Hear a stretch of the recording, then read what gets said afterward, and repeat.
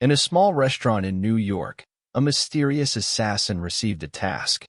His voice was low, cold, and devoid of any emotion. "The target has been confirmed," he said into the phone, his voice icy and firm. "I will take care of it." The target of the mission was a drug lord with a group of henchmen. However, the assassin never showed up, yet successfully eliminated all of the drug lord's henchmen. The drug lord, panicked, after emptying a few rounds of bullets, chose to call the police. "You're the boss of the gang, huh, big brother," he said urgently. But before he could finish his sentence, a knife suddenly gleamed behind him, pressing against his neck. "Who sent you?" A cold voice sounded in his ear. The assassin, Léon, wearing sunglasses and with an indifferent expression, his voice as chilling as the wind. I don't know," the drug lord stuttered in reply. "Don't know?" Leon's voice grew even more menacing. "Don't think you can fool me. Really, I just received an anonymous call." The drug lord's voice trembled. "Anonymous call?" Léon chuckled coldly. "All right, I'll find the answers." Everything seemed to be under Léon's control. He didn't give the drug lord any chance to escape. Léon was a top-notch professional assassin, but his daily life was not much different from an ordinary person's. "What the boss instructed is my task, but this time it's just a warning to that drug dealer." Every day, he acted according to his employer's requirements, just gave a warning to the drug dealer, showcasing his professionalism. "Boss, the task is completed." To him, a peaceful life meant going downstairs to the convenience store every day, buying 2 cartons of milk, then going home to take a shower, drink milk, iron clothes, and take care of his only friend, a potted plant. "This milk tastes quite good, and look, the plant has bloomed another flower." Léon had a special affection for this potted plant, perhaps because he felt a resemblance to it, both without roots. Maybe it was the influence of his profession. He always lacked a sense of security, carried many weapons, and slept in a chair at night. "I'm a bit tired. Let's rest early tonight."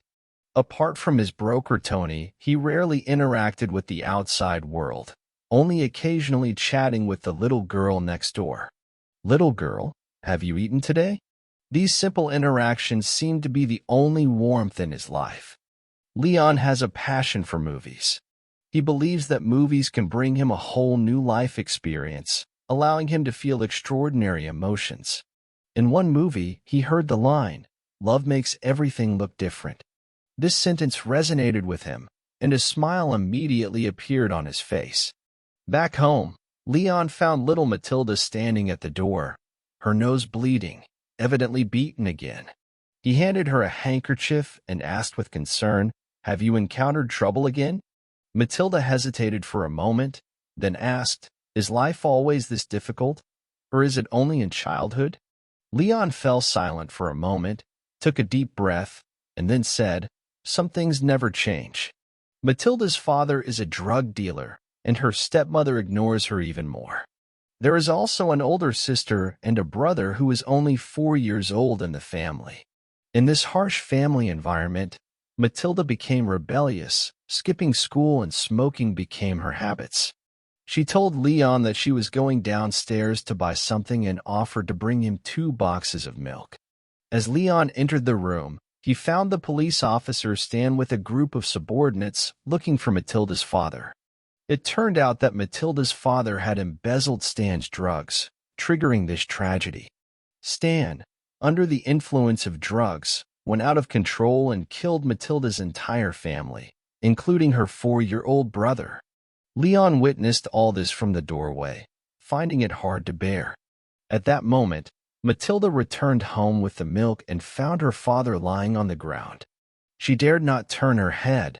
Her tears blurred her vision, but she walked straight to Léon's doorstep and rang the doorbell. Léon looked at Mathilda outside the door, tears streaming down her face, with a group of police officers behind her, feeling undecided. In the end, he still opened the door. Mathilda said that even if they didn't intervene, perhaps one day she would personally reach out to her father. Because that home, There was nothing worth her nostalgia, only her young brother. He was only 4 years old. He had done nothing wrong. This tragedy left Léon feeling helpless, but he knew that protecting Mathilda and her brother was the most important thing now. Léon was scolded by Mathilda until he felt thoroughly embarrassed. As she compared his stepmother to a stinking sow, he interjected gently, "Don't speak ill of pigs. They're usually better than people." He confidently added, "I have a clean and adorable pig in my kitchen." "What did you say?" Mathilda widened her eyes in disbelief. Léon patiently explained, "I said I'll go get it to show you." "Hi, my Tinder." Mathilda inadvertently discovered another side of Léon, a killer. But she didn't feel afraid. Instead, she found it rather cool. Léon calmly explained, "I have my principles. I don't kill women, and I don't kill children." So, Mathilda decided to learn from Léon and become an assassin. As an exchange, she was willing to help him clean the house, buy things, and do the laundry. However, Léon didn't agree. "You're so good to me. Nobody has ever been this good to me," Mathilda said sentimentally, holding Léon's hand. "Good night." But Léon couldn't sleep, as the presence of the little girl disturbed him. He picked up his gun to end her, but his principles stopped him. He couldn't kill a child. The next day, he decided to make Mathilda leave. However, she insisted that he take responsibility, or else she would die that night. Faced with her stubbornness, Léon had no choice but to compromise and move with her and his plan. "If you dare to do that again, your head will be shattered. Do you understand?" Léon warned sternly. "This is not professional, it's against the rules." "Okay," Mathilda promised. "Don't just say, okay, okay, all the time," Léon reminded her. "Okay," Mathilda said again, causing Léon to smile wryly. After numerous sincere requests from Mathilda, Léon finally relented. Tony handed Léon a set of tools for beginner killers, and Léon took it with a smile, saying, "I need to practice more." But Tony solemnly reminded him, "Don't trust others easily, especially in this business." Léon nodded, and he began to teach Mathilda how to use various weapons step by step. The tedious training every day made Mathilda feel somewhat bored. So he suggested playing a game, starting cosplay, impersonating various celebrities for Léon to guess. After guessing correctly, Léon would then impersonate various characters for Mathilda to guess, recalling their days together. This period of time was joyful and beautiful for Léon, but he knew that as an assassin, once he had attachments, he would be vulnerable. So he went to Tony and said if anything happened to him, give his money to Mathilda. Mathilda, moved, told Léon she loved him, but Léon replied indifferently, "That's just because your stomachache is better. It doesn't mean anything." While Léon was out on a mission, Mathilda secretly returned home. Everything seemed calm, but the unknown fate was silently approaching. He held the prepared items ready to leave, but suddenly his gaze lingered on the chalk-drawn outline of his brother's body on the ground. "Wow, what's this?" he exclaimed in surprise to himself. Suddenly, Danny and two policemen arrived at the scene, questioning the people around. "What happened?" Danny's tone was impatient. "It's my brother's body," he said, trembling. "He's been killed." Danny left his office address and promptly left the scene. Mathilda, on the other hand, prepared to kill Danny for revenge. Léon walked up to her and whispered softly, "You can't do this, Mathilda. Once you've killed someone, everything will change. Your life will never be the same." Tears glistening in her eyes, Mathilda replied firmly, "I don't care. I want love or death." She loaded 3 bullets, determined to confront Danny. "If I win, you can never leave me. If I lose, you can go shopping alone as before." Mathilda won, and Léon took her to meet Tony. Subsequently, Léon took Mathilda on missions, teaching her to kill. However, one time, Léon had to go on an important mission and couldn't take Mathilda with him. After he left, Mathilda happened to see Stan and decided to assassinate him alone. However, she was easily exposed by Stan.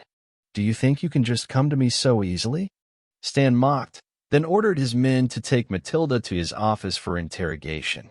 Returning home, Léon found the note Mathilda had left behind and hurried to the federal building. He killed Stan's 2 henchmen and found Mathilda crying in fear. They embraced tightly, feeling they couldn't lose each other again. That night, Mathilda wanted to give herself to Léon, but he humbly refused. "I'm not a good lover," Léon said softly. He told Mathilda his story, how he was an Italian immigrant who smuggled into the United States, a poor boy with big dreams. He fell in love with a rich man's daughter, but her father didn't approve. After several attempts to persuade his daughter failed, the father killed her. Claimed it was an accident, he only spent 2 days in prison. In a fit of rage, Léon ended the life of his girlfriend's father and hastily fled to this place, seeking refuge from Tony. At the time, he was only 19 years old, his heart completely numb, becoming a top-notch hitman. Mathilda tenderly dragged Léon into bed, and that night, he peacefully fell asleep in bed for the first time since becoming a hitman. They held each other tightly, spending this rare night together. The next day, Mathilda left for a moment to buy milk. When she came back, Léon sensed something was wrong because the code was incorrect. It turned out that Stan had mobilized the entire building's police force to surround them. Léon quickly rescued Mathilda, safely guiding them through the ventilation ducts. Then amidst the chaos, he changed into the police uniform, pretending to be an injured officer. Just as he was about to escape being carried downstairs, Stan suddenly shot him from behind, knocking Léon down. On the ground, Léon defiantly pushed the grenade ring into Stan's hand, telling him it was a gift from Mathilda. Stan ripped open Léon's jacket, shocked to see him strapped with explosives. With a loud bang, Léon and Stan perished together. Mathilda moved the potted plant to the schoolyard, allowing it to take root. Because this plant symbolized Léon, in this way, they could be together forever.